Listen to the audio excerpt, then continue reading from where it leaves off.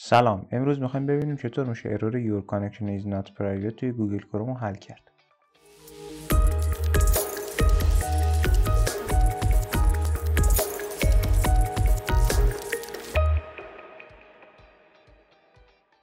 خب توی قدم اول باید روی کرومتون راست کلیک بکنید، روی گزینه open file location کلیک بکنید، اینجا روی کرومتون کلیک راست بکنید، شمار آپشن send to desktop رو انتخاب بکنید.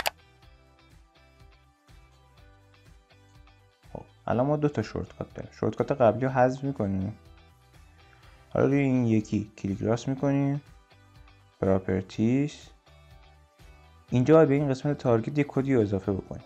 به آخرش میریم، یه اسپیس باید حتما بزنید، بعدش این متنی که براتون توی دیسکریپشن گذاشتم رو باید پیستش بکنید و اوکی رو میزنید. و الان اگه گوگل کروم رو باز بکنید و تست بکنید احتمالا مشکلتون رفع شده باشه.